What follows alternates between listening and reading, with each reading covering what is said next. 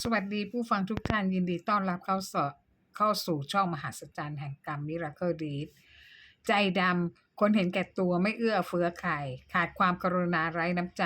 เห็นคนอื่นมีภัยอันตรายสามารถช่วยได้แต่ไม่ช่วย ไม่คิดแบ่งปันให้ใครไม่สนใจความทุกข์ของคนอื่นเพราะไม่เกี่ยวข้องกับเขา นิสัยของคนใจดำ10ประการ 1. ไม่ชอบคนที่มีความคิดเห็นขัดแย้งกับตน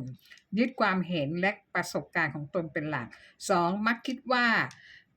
สิ่งที่ตนพูดและทำถูกต้องเสมอ แต่เมื่อตนพูดผิดทำผิดมักจะหาข้อแก้ตัวต่างๆนานา 3. ติดต่อกับเพื่อนเมื่อตนเองโศกเศร้า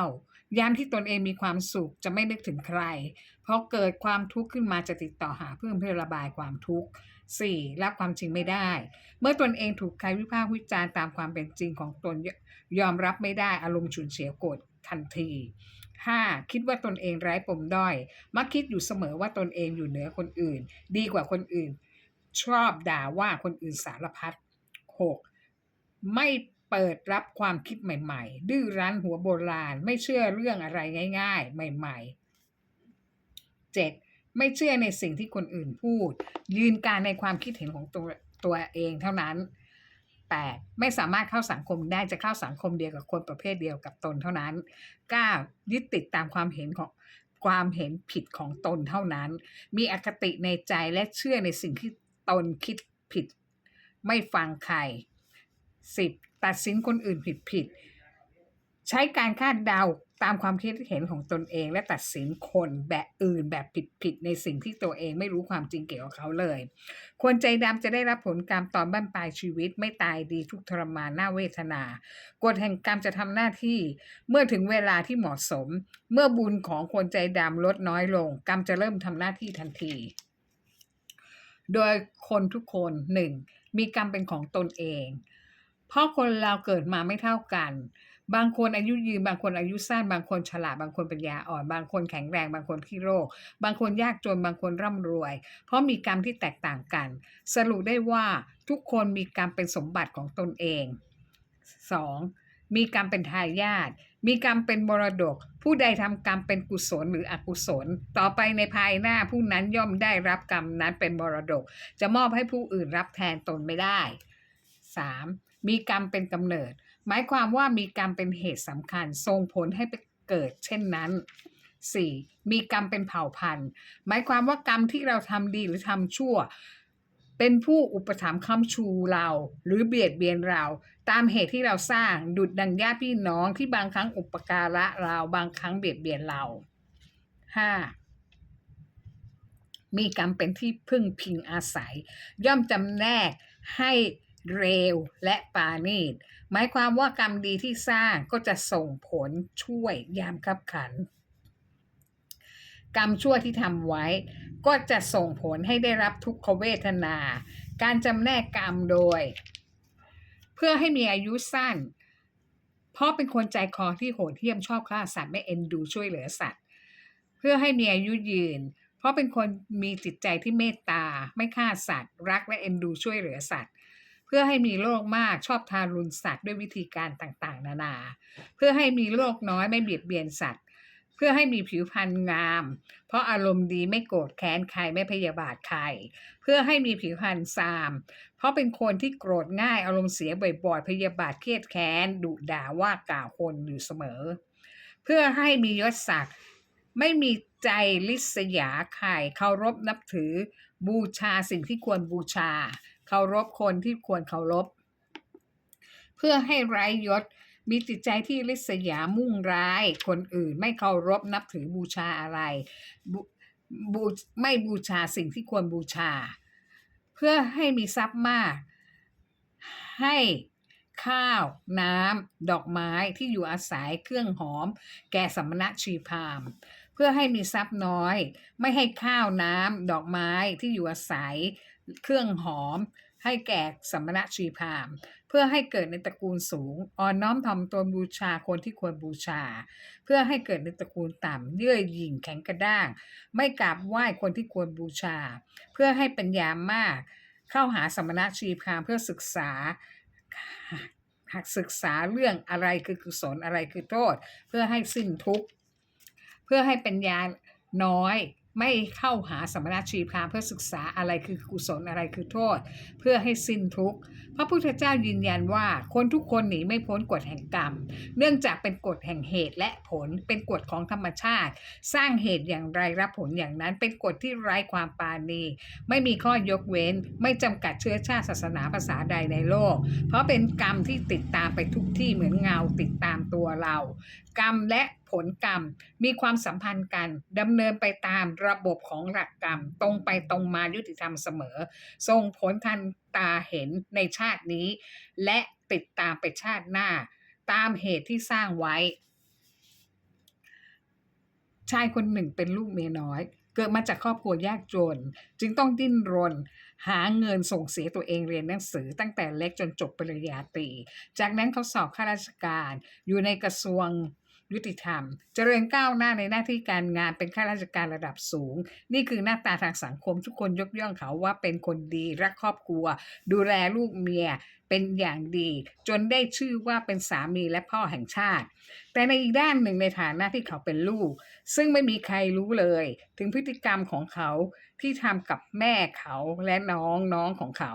ไม่รู้ว่าเพราะเหตุใดเขาจึงเกลียดแม่เขามากแต่เขาส่งเงินเดือนให้แม่มีพอกินแบบไม่ให้อดตายแต่ก็ไม่ให้มีเหลือสุขสบายไม่ให้สังคมตาหน้าว่าเขาเป็นลูกอกตัญญูมาดูว่าเขาใจดำกับแม่เขาอย่างไรเรื่องที่หนึ่งยามที่เขาพาลูกเมียไปเที่ยวต่างประเทศหรือต่างจังหวัดเขาจะต้องเรียกแม่ที่แก่ชราอายุ70กว่าปีไปแล้วเนี่ยไปเฝ้าบ้านเขาเพื่อไปให้อาหารหมาที่เขาเลี้ยงไว้5ตัวไปเฝ้าบ้านคนเดียวนอกจากนี้ก็ต้องช่วยถางหญ้าที่รกเต็มบ้านเพราะแม่กลัวว่าจะมีสัตว์มีพิษเข้ามาบ้านทำร้ายลูกชายของแม่แต่แม่แก่ชราลืมรักตัวเองว่าไม่รู้ว่าจะเป็นลมหรือเกิดอะไรขึ้นกับตนเองลืมไปว่าตัวเองแก่แล้วและบังเอิญเกิดอะไรขึ้นมาใครจะช่วยแม่ที่อายุ70กว่าปีเกือบ80ปีแล้วเขาห่วงหมาและบ้านของเขามากกว่าห่วงชีวิตแม่ของผู้มีพระคุณที่ให้กำเนิดเขามาเขารักลูกเมียของเขามากกว่ารักแม่ของตัวเองเสียอีกระหว่างที่แม่ไปเฝ้าบ้านเขาจะบอกว่าของในตู้เย็นอะไรที่แม่กินได้อะไรที่แม่กินไม่ได้เพราะของนี้เป็นของลูกของเมียเขาห้ามกินเด็ดขาดเรื่องที่สองตั้งแต่เขาแต่งงานมีครอบครัวแยกไปอยู่บ้านของเขาเองเขาไม่เคยมาเยี่ยมแม่ที่บ้านเลยเพราะเขาอายที่แม่ที่แก่และยากจนไร้การศึกษาเขาได้แต่ส่งเงินเดือนให้แม่โดยไม่เข้ามาหาแม่ในบ้านเลยแม่ต้องออกไปรอรับเงินเดือนที่ข้างถนนทางก่อนที่เข้ามาในบ้านแม่โดยให้เหตุผลว่าเขาขี้เกียจเข้ามาในบ้านไม่มีเวลาจะต้องรีบไปทำงานอื่นๆอีกมีบางครั้งเขาก็บอกใครๆว่าเขาเอาผักผลไม้ข้าวสารอาหารแห้งปลาเค็มมาให้แม่กินใครๆฟังเขาว่าเขาเป็นลูกกตัญญูเป็นคนดีแต่มาดูเรื่องจริงที่เกิดขึ้นเริ่มแรกทุกครั้งที่เขาจะมาจ่ายเงินเดือนให้แม่ที่แก่อายุ80ถึง94ปีต้องออกไปยืนรอข้างถนนที่หน้าร้านขายของคนรู้จักแม่ไปคนเดียวไม่ได้เพราะเดินไม่ไหวแล้วต้องนั่งรถเข็นออกไปโดยน้องสาวเป็นคนเข็นแม่ไปรอเขาบ้างครั้งรอเป็นชั่วโมงกว่าเขาจะมาเขาไม่เคยห่วงว่าแม่นั้นแก่แล้วไปนั่งข้างถนนเพื่อรอรับเงินเดือนที่น้อยนิดพอยังชีพในภาวะที่เศรษฐกิจของแพงขึ้นทุกวันต่อมาถ้าเขาเอาผักผลไม้มาให้แม่เปิดออกมาจะเป็นผักที่เน่าผลไม้ราขึ้นเละจนหยิบไม่ได้ถ้าเป็นข้าวสารก็มอดขึ้นเป็นล้านๆตัวข้าวแหลกเป็นผงสีขาวและลาขึ้นเขียวถ้าเป็นปลาเค็มก็ลาขึ้นเน่าเหม็นส่งกลิ่นเหม็นมากไม่เข้าใจเหมือนกันว่าจิตใจเขาทำด้วยอะไรคิดอะไรก่อนที่เขาจะหยิบของนั้นมาเขาย่อมรู้ดีแก่ใจว่าของนั้นเน่าเสียคนกินไม่ได้แล้วเอามาให้แม่ทำไมเขาไม่กลัวบาปกรรมบ้างเลยหรือว่าเขาสร้างนรกและจองภูมิเปรตไว้เรียบร้อยแล้วแม่ไม่พูดอะไรสักคำเดียวให้ลูกสาวเอาไปทิ้งขยะได้แต่น้ำตาไหลอาบแก้มน้องสาวคนเล็กจะว่าเขาแต่แม่ห้ามไว้แม่บอกว่าช่างเขาเถอะลูกทำอย่างไรก็ได้อย่างนั้นเราไม่ต้องไปพูด เขาเป็นใหญ่เป็นโตไม่มีจิตสำนึกคิดไม่ได้พูดไปก็เสียเวลาเปล่า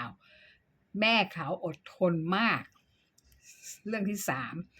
เนื่องจากแม่เขาอายุ70 ถึง 95 ปีในอายุมากคิดดูว่านานแค่ไหนที่แม่ของเขาต้องเข้าออกโรงพยาบาลอยู่บ่อยๆนอนรักษาตัวในโรงพยาบาลครั้งละ7 ถึง 15 วันเชื่อหรือไม่ว่าทุกครั้งที่แม่เข้าโรงพยาบาลจะคุยอวดกับหมอพยาบาลว่าลูกชายฉันเป็นข้าราชการผู้ใหญ่มีชื่อเสียงเขารวยเป็นมหาเศรษฐี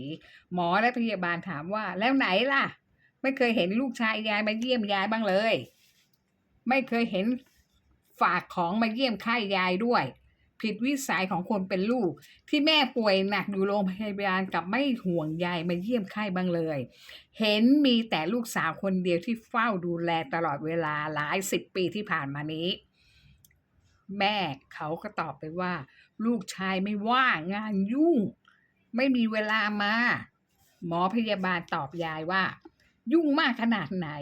จนไม่สามารถสละเวลามาเยี่ยมแม่ที่ป่วยใกล้ตายบ้างเลยหรือขนาดคนธรรมดายังผัดกันมาเยี่ยมพ่อแม่เพื่อให้กำลังใจคนป่วยเป็นรูปแบบไหนกันนี่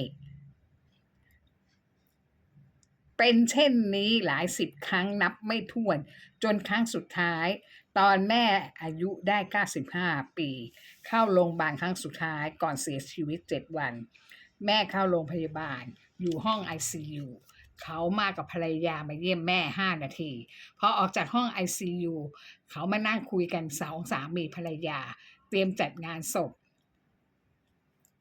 ว่าจะไปจัดงานศพให้แม่ที่ไหนดีจะไปขอบริจาคโลงศพฟรีที่ไหนได้3 วันเผาเลยแล้วจะได้เงินประกันชีวิตแม่เท่าไหร่2 สามีภรรยาพูดคุยกันโดยไม่เกรงใจน้องสาวที่นั่งเฝ้าแม่อยู่หน้าห้อง ICU เลยเชื่อหรือไม่ว่าก่อนแม่จะเสียชีวิตแม่สั่งเสียกับลูกสาวคนเล็กไว้ว่าให้จัดงานศพ3 วันแล้วเผาเลยโดยให้ไปจัดที่วัดใกล้บ้านขอสงวนชื่อวัดนั้นไว้ว่าต้องวัดนี้เท่านั้นแล้วให้เอากระดูกไปลอยอังคารที่ทะเลวัดช่องลมจังหวัดสมุทรสาครและให้ซื้อโลงศพสีขาวเท่านั้นไม่เอาโลงศพที่บริจาคทำตามนี้นะน้องสาวเล่าให้พี่ชายฟังว่าแม่สั่งไว้ว่าต้องการแบบนี้2 สามีภรรยาบอกว่าเขาเป็นคนจัดงานศพจะมาสั่งอะไรเขาต้องการจัดงานศพแบบไหนก็จะจัดไปแบบนั้นและเขาก็โทรศัพท์ไปจองวัดที่มีชื่อเสียงต่างๆที่คนรวยคนมีเงินในกรุงเทพบรรดาเศรษฐีเขาชอบไปทำกันที่วัดนั้นเชื่อหรือไม่ว่าปรากฏว่าไม่มีวัดไหนเลยที่มีชื่อเสียงต่างๆใหญ่โตขนาดไหนทุกวัดเต็มหมดศาลาไม่มีว่างเลยและเขาขอบริจาคโลงศพที่ไหนก็ไม่มีที่ใดให้บริจาคเลยบอกว่าไม่มีโรงบริจาคสุดท้าย2 สามีภรรยายอมจำนนให้น้องสาวคนเล็กเป็นคนจัดซื้อโลงศพและจองวัดที่แม่ต้องการทุกอย่างเป็นจริงตามคำสั่งเสียของแม่เขาทุกประการ2 สามีภรรยาพูดกัน2 คนว่าเป็นไปได้ยังไงเรามีเงินแล้วเป็นข้าราชการใหญ่โตไม่สามารถจัดงานศพตามความต้องการของเราได้ต้องทำตามคำสั่งของคนแก่ที่ไม่มีอะไรเลยและทุกอย่างก็ราบรื่นมากทุกอย่างเป็นไปตามที่แม่เขาสั่งเสียเรื่องที่4เนื่องจากชายคนนี้เป็นพี่ชายคนโตมีฐานะร่ำรวยอยู่คนเดียวเขารักลูกหลานและเมียเขาสุขชีวิตจิตใจทุกอย่างที่ดีที่สุดเขาจะถวายให้หมดแต่ถ้าเป็นน้องๆของเขาและลูกของน้องสาวเขายามใดที่เดือดร้อนไม่ว่าจะไปขอคำปรึกษาทางกฎหมายหรือขอยืมเงินเขาปฏิเสธหมดทุกรูปแบบแถมยังด่าว่าเสียหายดูถูกเหยียดหยามสารพัดทั้งที่เขาสามารถยื่นมือให้ความช่วยเหลือได้แต่เขาไม่ช่วยเขาบอกว่าไม่ใช่เรื่องของเขาสร้างเรื่องเองก็แก้ปัญหาเองและไม่จำเป็นก็อย่ามาเหยียบบ้านเขาอีกนะขณะนี้ชายคนนี้อายุได้80แล้วคิดว่าบ้านปลายชีวิตเขาจะเป็นอย่างไรตายแล้วเขาจะไปไหน จะเป็นจริงดังคำที่พระพุทธองค์ตรัสเรื่องกฎแห่งกรรมหรือไม่แต่ที่รู้ตอนนี้ลูกหลานที่เขารักสุดชีวิตจิตใจไม่มีคนไหนเคารพนับถือเขาเลยทั้งที่เขาทุ่มเทเงินทองของมีค่าทุกอย่างให้ความรักอีกมากมายไม่มีลูกหลานคนไหนเลยที่มาเยี่ยมปู่มีแต่ปู่ต้องไปเยี่ยมลูกหลานแต่อยู่ๆจะไปหาไม่ได้ต้องโทรศัพท์ไปขออนุญาตจากลูกหลานก่อนที่เขารักมากเท่าชีวิตนั้นบางครั้งลูกหลานก็ปฏิเสธไม่ให้ปู่ไปที่บ้านบอกปู่ก็อยู่บ้านปู่ไปเสกจะมาทำไมไม่สะดวกที่จะต้อนรับปู่เลยไม่มีเวลาว่างที่จะมาต้อนรับปู่คุณประโยคนี้ไหมคะที่เขาพูดกับแม่เขาว่าเป็นประโยคเดียวกันโดยที่ลูกหลานเขาไม่เคยรู้มาก่อนว่าปู่ได้พูดประโยคนี้กับทวดของเขาก็คือแม่ของปู่เองเช่นนี้เหมือนกันบางครั้งเขาไม่เชื่อที่ลูกหลานบอกจู่ๆก็ไปเยี่ยมบ้านลูกหลานเลยลูกหลานไม่พอใจมากแสดงกริยาต่างๆและไม่ให้ปู่เข้าบ้านด้วยให้ยืนคุยอยู่ข้างถนนหน้าบ้านคุ้นไหมคะที่เขาทำกับแม่ของเขาให้แม่เขาไปรอรับเงินเดือนที่ข้างถนนต่อมาบางครั้งเขาอยากเห็นหน้าลูกหลานเขาก็โทรศัพท์ไปนัดให้ลูกหลานมากินข้าวในห้างสรรพสินค้าทุกวันอาทิตย์บางครั้งลูกก็มาแต่หลานเขาไม่มาแน่นอนบอกเสียเวลาไม่อยากกินบางครั้งลูกก็ปฏิเสธบอกไม่ว่างไม่กินปู่ก็กินของปู่เองเถอะนี่คือกรรมสนองตอนที่เป็นยังมีชีวิตอยู่ในชาตินี้ยังไม่รู้ว่าชีวิตหลังความตายชายคนนี้จะไปเผชิญกับอะไรบ้างสวัสดีค่ะ